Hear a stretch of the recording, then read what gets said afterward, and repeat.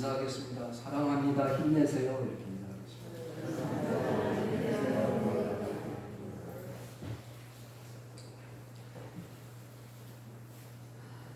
오늘날 그리스도인들에게 안식일은 도대체 어떤 의미를 갖는 날이어야 할까요? 정직하게 말하면 우리는 아주 오래전부터 성경적인 안식일의 의미를 망각하고 살아오지 않았나 생각합니다. 다만 진지하게 신앙을 추구하는 그리스도인들에게는 아직도 이 주일 성수라는 개념이 살아있어서 주일이 오면 약간의 고민을 하면서 교회로 발걸음을 옮기는 사람들을 만날 수 있습니다.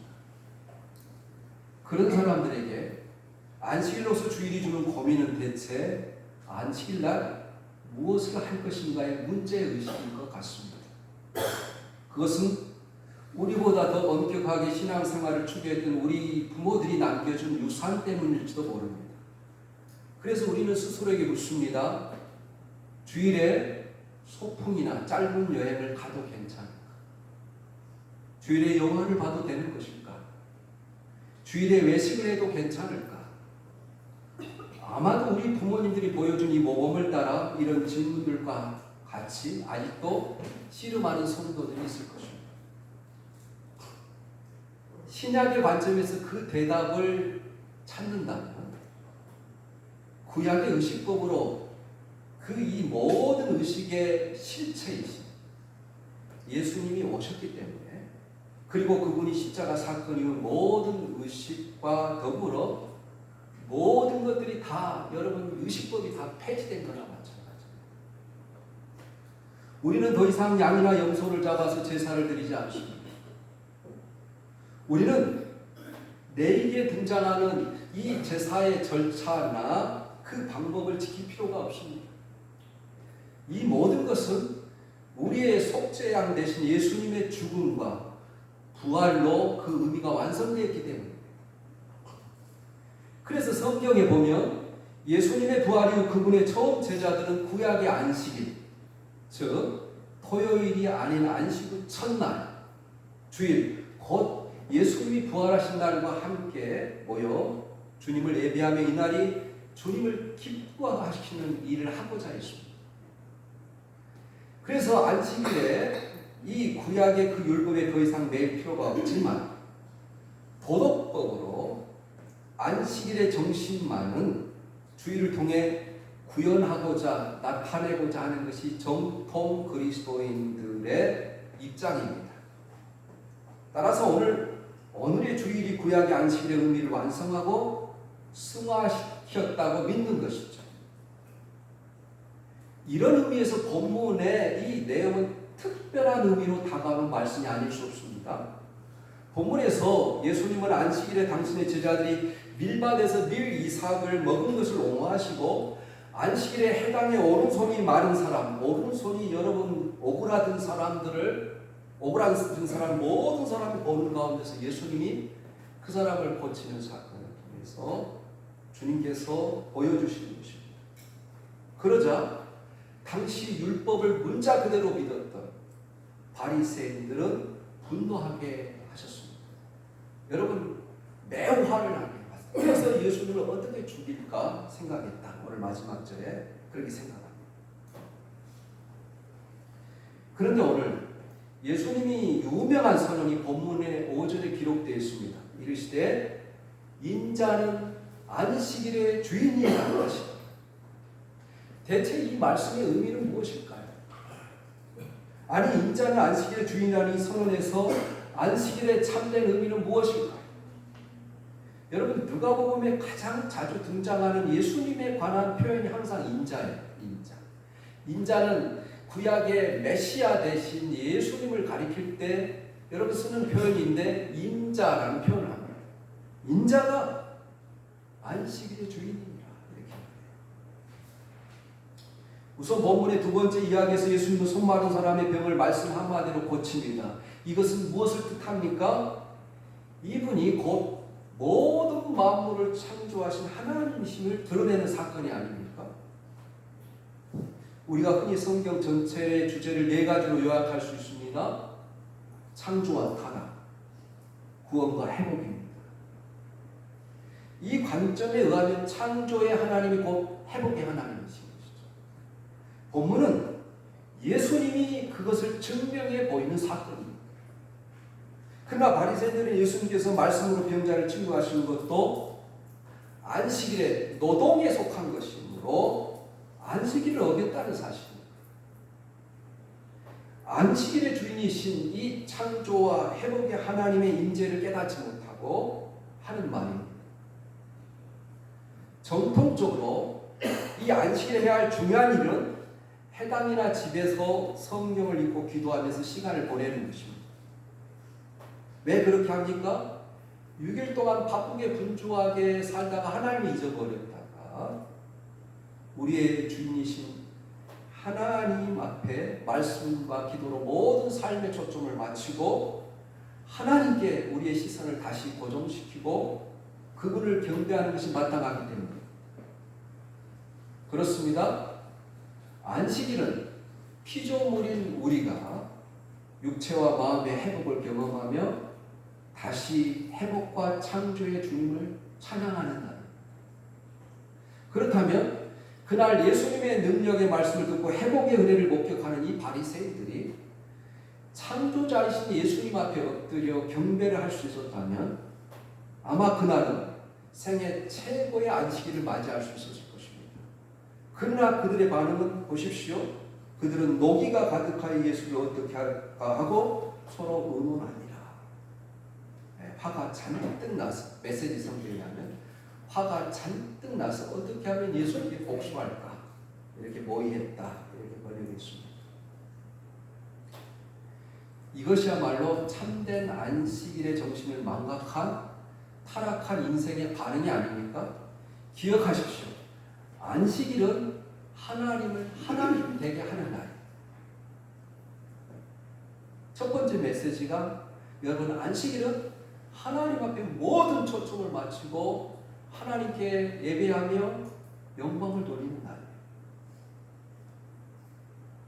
본문의 첫 번째 이야기는 예수님의 제자들이 안식일 밀밭에서 이삭을 잘라 먹은 데서 사건이 출발합니다. 여기서 문제가 되는 것은 제자들의 행동이 아닙니다. 유대계의 율법은 가난한 자들을 위해서 밭에 이삭을 남겨놓으라고 말씀하고 있습니다. 왜 이 행동이 죄가 아닌지를 제가 여러분들에게 찾아서 같이 읽어보겠습니다. 우리 레위기 19장 9절에서 10절 또 신명기 23장 25절 말씀 여러분 한번 또 올려주시면 같이 읽겠습니다. 레위기 19장 9절에서 10절이에요. 레위기의 핵심이 레위기 19장에 있습니다. 우리 같이 읽겠습니다. 시작. 너희가 너희 땅에서 곡식을 거둘 때에 너는 밤모퉁이까지 다 거두지 말고 내 떨어진 이삭도 주지 말며 내 포도원의 열매를 다 따지 말며 내 포도원에 떨어진 열매도 줍지 말고 가난한 사람들과 거류민을 위하여 버려두라. 나는 너희 하나님 여호와니라. 가난한 사람들과 외국인들을 위해서 버려두라. 나는 너희 하나님 여호와니라. 이렇게 말해요. 그 다음에 신명기 23장 25절이에요.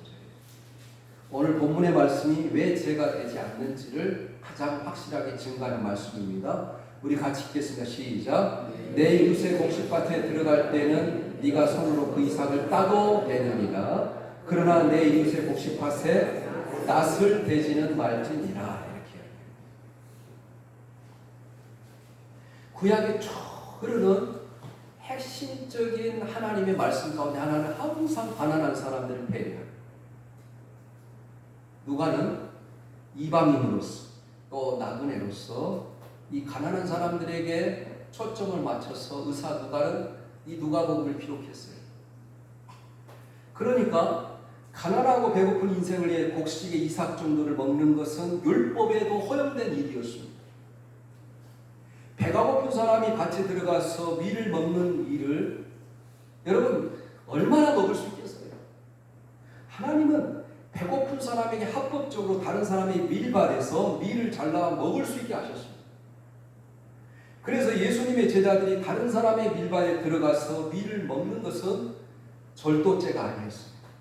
하나님의 율법에 허용된 것입니다. 예수님의 제자들이 그렇게 허기진 배를 안고서도 예수님을 따라다녔던 것은 그것이 진리의 길이고 영혼을 구원하는 것에 대한 열정이 있었기 때문에 그렇습니다. 예수님과 제자들은 정말 순수한 동기로 자기들의 생업을 포기하고 굶어가면서도 오직 하나님 나라에 대한 복음을 전했습니다. 그런데 바리새인들은 그런 것에는 전혀 관심이 없었어요. 그들에게 중요한 것은 율법에 대한 관습법, 정통과 그 유전을 지키느냐 안 지키느냐, 이게 중요했어요. 그들은 사람들의 영혼이 치료되고 변화해 새 사람이 되는 것에는 관심이 없었어요. 그들의 관심사는 오직 안식일의 규정을 깨느냐 깨지 않느냐에 관심이 있었어요. 바리새인들의 목표는 뭐냐면 이 율법의 그 말씀 그대로를 지키느냐 안 지키느냐에 오직 문자 그대로를 지키느냐 안 관심이 있었어요. 이 바리새인의 목표입니다. 그러나 우리 주님의 목표는 뭐냐면 어떤 사람의 영혼을 변화시켜서 바로 그 사람의 행동이 저절로 바른 행동을 낳게 만드는 것이 예수님의 목표예요.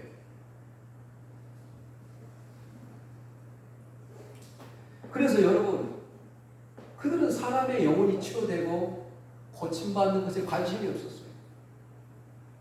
이럴 때 우리 같으면 어떻게 대답을 했을까요? 너무 배고파서 그렇게 했으니 한 번만 봐달라고 해야 할까요? 오늘 이에 대한 예수님의 대답은 너무나 놀랍습니다. 오늘 여러분 3절 4절이에요.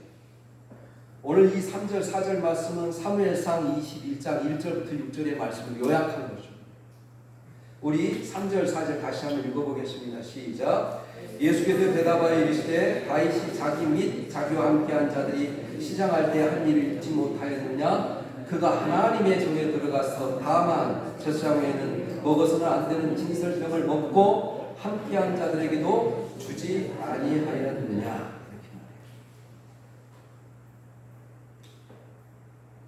이 다윗이요 오랫동안 사울에게 쫓겨서 도망다니고 있습니다. 그런데 다윗 혼자만 있지 않았어요. 다윗에게는 600명의 용사가 늘 같이 했어요.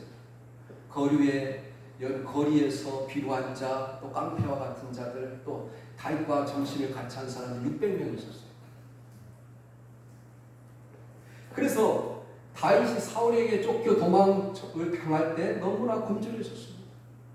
그때 다윗은 겨우 높당에 있는 성막까지 도망쳐서 그 성막에는 그런데 일반 사람들이 먹을 수 있는 음식이 없었어요.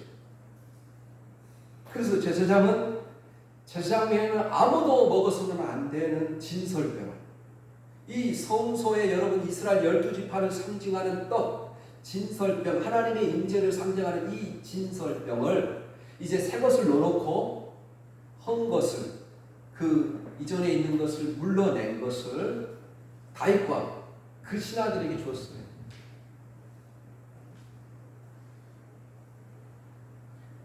이 말은 뭐냐면 안식일에는 예외 규정이 있다는 것입니다. 아무리 안식일이 중요해도 사람의 생명을 살리는 것보다 중요하지 않다. 어떤 사람이 갑자기 안식일날 주일날 여러분 병원으로 이송한다든지 응급조치를 하는 것은 안식일을 범하는 것이 아니었습니다.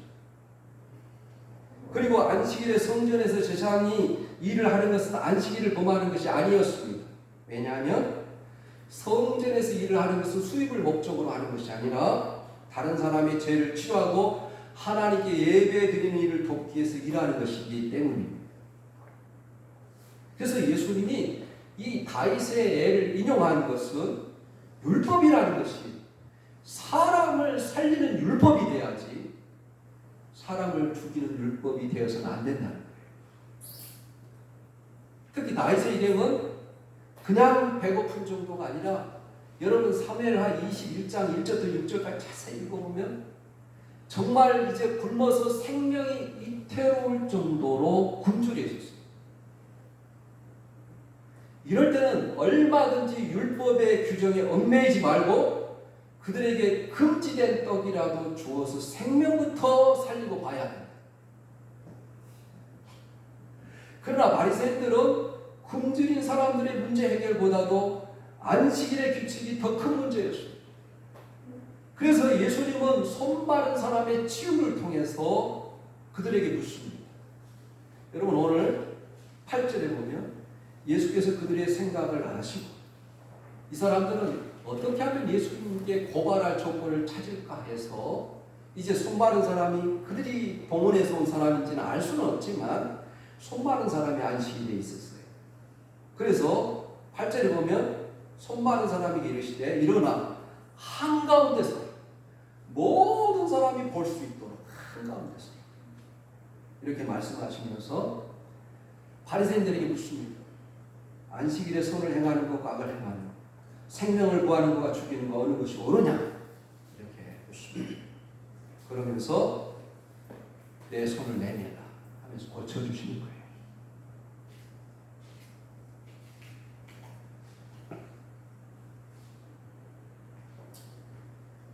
그래서 여러분 안식일이라는 것은 안식일의 정신이 중요한 거예요. 안식일은 사람을 위한 것이기도 합니다. 오늘 여러분 똑같은 사건이 마태복음에도 기록되고 마가복음에도 기록되어 있고 또 누가복음에도 기록되어 있어요.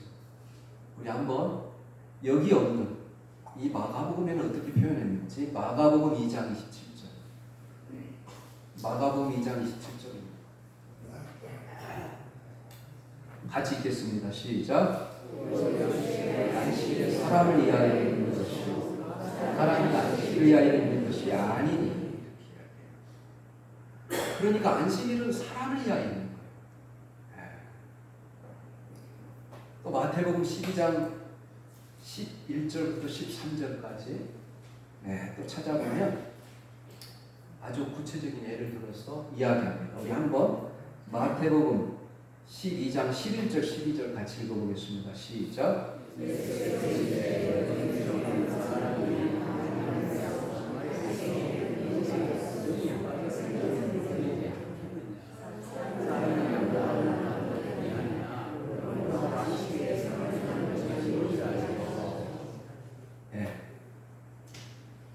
여러분 구약학자 월터 브루그만은 여러분 많은 주석을 썼는데 그에 져서 안식일은 저합니다. 저에게 그 책이 있습니다. 아주 읽고 나서 큰 감동을 받았는데 이 사람이 이렇게 말해요. 안식일이 이스라엘 백성들에게 주어진 목적은 끝없는 생산을 요구하며 인간됨을 빼앗아가던 이 애굽의 바로 왕의 경제 시스템에서 해방과 자유를 주시기 위해서 하나님이 제정하셨다. 얼마나 이스라엘 백성이 하루도 쉬지 않고 힘든 고된 노역과 노동을 통해서 비동과 람세스와 같은 큰 성과 도시를 짓지 않습니까? 그래서 하나님께서 그들을 힘든 고역과 노동으로부터 쉬게 하시기 위해서 안식일을 제정하셨다는 것. 그리고 그들로부터 이 끊임없이 노동력을 요구하는 이 경제 시스템에서 해방과 자유를 주시기 위해서 그들 하나님께서 구원하셨다는 것입니다. 그런데 지금 예수님의 시대가 똑같은 시대, 로마 통치 시대에 이스라엘 백성들이 구약의 출애굽기에는 바로 이집트의 바로 왕 밑에 있었다면 이제 로마 통치 아래에 있었지 않습니까? 로마의 정치와 철학자들이 유대인들이 안식일을 지키는 것은 게으름의 증거다 이렇게 이야기합니다. 그래서 유대인의 대변자 필로는 이것은 안식에 대한 가장 큰 오해다 이렇게 이야기하면서 이 개념의 목적은 사람들을 끝없는 수고와 노동에서 잠시라도 벗어나게 하고 그들의 육체와 마음을 재충전해서 활기 있는 모습으로 일터로 돌아가도록 하기 위해서 하나님이 안식일을 제정하셨다. 이렇게. 여러분 또 안식일의 신학자라고 부르는 아브라함 헤셀이라는 사람이 있습니다. 이 사람이 안식일에 관해서 그의 책 안식에서 우리에게 이렇게 초대합니다. 안식일의 거룩함으로 들어가고자 하는 사람은 먼저 속물 근성, 그 시끌시끌한 흥정과 수고의 멍에를 내려놓아야 한다. 불력파음으로 소란스러운 날들, 신경질을 부르며 맹렬히 타오르는 소유욕, 또 자신의 생명을 배반하고 야금야금 갉아먹는 상태에서 벗어나야 됩니다. 안식일은 기분 전환이나 쓸데없는 불꽃놀이나 재주 넘기를 하는 날이 아니라 갈갈이 찢어진 삶을 수선하고 시간을 낭비하는 것이 아니라 집중하는 것이다. 이렇게 이야기합니다. 그래서 한마디로 안식일은 사람을 사람답게 만든다. 사람되게. 마지막으로 생각해 보고자 하는 것은, 여러분, 우리는 천국을 종종 영원한 안식으로 표현합니다. 제가 교회에 이렇게 오다 보면 신월제일교회 거쳐서 그 벤치에 이렇게 쓰여졌습니다. 신월제일교회에서 사람들, 지나가는 사람을 위해서 벤치를 만들었는데, 여기 있는 것 신월제일교회에서 마련한 벤치인데, 여기서 잠시 쉬는 것일 뿐 영원한 안식은 예수 그리스도 안에 있습니다. 그래서 이 안식일의 거룩함으로 들어가고자 하는 사람은 세상의 모든 것들을 다, 여러분, 소물 근성을 다 정리하고 바로 우리의 삶을 하나님께 집중하는 날이에요. 또 안식일은 우리가 매주 안식일을 지키는 것은 천국의 영원한 안식을 향하는 거예요. 그런데 그곳에 가서 어떻게 영원토록 안식할 것인가 여러분 생각해 본 적 있어요? 예수 믿으면 천국 간다는 말은 들었지만 천국 가서 어떻게 안식을 취하는지 여러분 생각해 본 적이 있습니까? 그냥 쉬거나 낮잠을 자면서 보내지는 않을 것이라는 힌트를 우리는 이미 본문 9절에서 알 수 있습니다. 안식일에 선을 행하고 생명을 살리는 활동이 가능하다면 안식은 예배와 함께 허용될 또 다른 선하고 아름다운 생명의 누림이 있을 것이라는 것을 짐작할 수 있지 않겠습니까? 이 하나님의 신비로움과 위엄을 지칭하는 중요한 히브리 단어가 카도시라는 단어예요. 그런데 이 카도시라는 단어는 거룩한 구별됨이라는 뜻을 갖고 있는데 창세기에서 딱 한 번 나옵니다. 그것이 뭐냐면 창세기 2장 3절. 하나님이 그 일곱째 날을 복되게 하사 거룩하게 하셨습니다. 할 때 거룩하게 하셨습니다. 카도시랍니다. 이 날은 그냥 무엇을 안 하는 것이 아니라 기쁨의 날이고 행복한 날이에요. 시간 속에서 영원을 경험하는 날이에요. 우리의 모든 슬픔이 치유되고 우리 영혼이 황홀한 평화를 경험하는 날이어야 되는 거예요. 햇셀의 말을 빌리면 이날은 시간 속의 궁전이다 이렇게 이야기해요. 그분이 우리를 푸른 풀밭에 누이시고 실만한 밀가루 인도하십니다. 후대에 이르러 히브리인들에게 이 여러분 메노하라는 이 그 시간 속의 궁전이라는 이 단어는 영생이라는 단어와 동의어로 쓰였어요. 그래서 여러분 햇셀은 이렇게 말합니다. 안식일은 조화와 평화를 이루는 날. 사람과 사람 사이의 평화를 이루고 내 마음의 평화를 이루고 그리고 이 세계의 모든 만물과 평화를 이루는 것이고 이 세계의 모든 신성한 것이 하나님과 하나 되는 날. 안식일이야말로 우주의 바로 행복이다. 이렇게 이야기합니다. 그러면 안식일을 어떻게 히브리인들은 준비했을까요? 히브리인들은 안식일을 준비하는 방식이 신부나 여왕을 맞이한 것처럼 안식일을 준비해야 된다고 생각했어요. 신랑이 혼수한 날에 모든 세상 일을 다 내려놓고 신부만을 즐거워하고 기뻐하듯 그렇게 안식일을 여러분 보내야 된다는 거죠. 안식일이 한 주간을 위해서 존재하는 것이 아니라 한 주간이 안식일을 위해서 존재해야 됩니다. 안식일은 수단이 아니라 목적이라는 것입니다. 오늘날 그래도 이스라엘 백성들이 구약을 조금이라도 지키는 것은 안식일 날은 모든 것을 내려놓고 아무것도 하나 차도 다니잖아요. 이 안식일은 영원한 시간, 곧 천국 생활을 연습하는 날입니다. 다시 햇셀의 말을 인용하겠습니다. 이 세상에 있는 동안 안식일의 맛을 음미할 줄 모르는 사람, 영생의 진가를 인정하지 않는 사람이 내세에 영원한 맛을 즐길 수 없는 일이다. 안식일의 아름다움을 경험하지 못하는 사람이 천국에 이르거나 안식일의 아름다움을 느끼지 못하는 사람이 천국에 인도되는 것만큼 슬픈 운명도 없을 것이다 그랬어요. 하나님은 우리에게 안식을 주고자 합니다. 그래서 일주일에 6일이 지난 다음 안식일을 줍니다. 6회가 지난 다음 7년째 되는 날 안식년을 줍니다. 안식년이 7번 지난 다음에, 그러니까 여러분 7, 7은 49, 50년 되는 해에 희년을 줍니다. 그래서 히브리인들의 인생, 유대인들의 인생은 안식일을 누리고 안식년을 누리고 이어서 희년을 누린 다음 영원한 천국으로 떠나는 삶이라는 거예요. 이 세상의 삶. 이런 안식일의 개념을 제대로 배우고 믿음의 삶을 살아간다.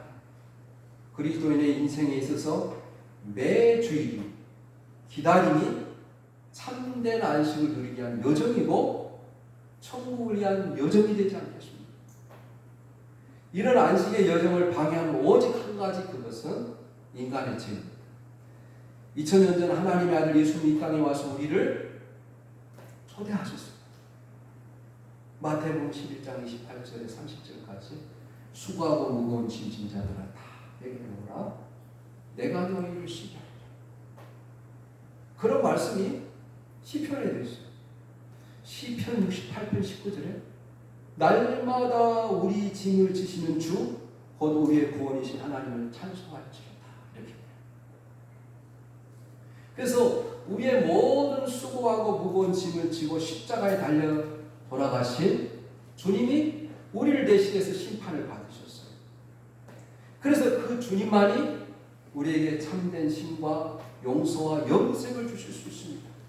이 예수님이 오늘 우리에게 선포하십니다. 인자는 안식의 주인입니다. 이 말은 여러 가지로 해석할 수 있습니다. 율법보다 더 위대하고 율법 위에 존재하시는 분이 있다는 거예요. 바로 예수님이 그분이라는 거예요. 예수님은 이 안식일을 만들었기 때문에 바리새인들의 이 전통과 규례를 무효하게 할 수 있는 권리가 있고, 이 예수님이 안식일의 의미를 가장 잘 해석할 수 있지 않겠어요? 왜요? 예수님은 하나님의 아들이십니다. 그래서 하나님으로부터 모든 권위와 능력을 받으셨기 때문에 주님이 내가 안식일의 주인이다 이렇게 말합니다. 이제 안식일의 주인이신 예수님을 모시고 안식을 선물로 마침내 영원한 천국을 선물로 받으시길 예수님의 이름으로 축원합니다. 아멘.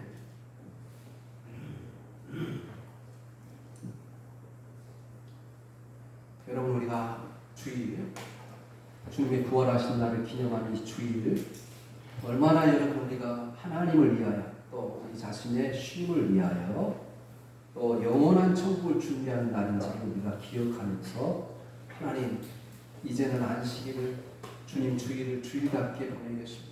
하나님께만 영광을 돌리며 또 하나님의 자녀답게 하나님 아버지 변화되겠습니다. 또 하나님 영원한 천국을 준비하는 삶을 살겠습니다. 이러한 마음으로 우리 기도하겠습니다. 또 하나님 우리에게 주님 함께 하셔서 우리 마음속에 간절한 그 마음의 소원까지 하나님 앞에 아뢰할 때 우리의 짐을 날마다 지시는 주께서 그것을 받으시고 또 이루어 주실 것을 믿고 우리 기도하겠습니다. 우리 주여 삼창 기도합니다. 주여 주여 주여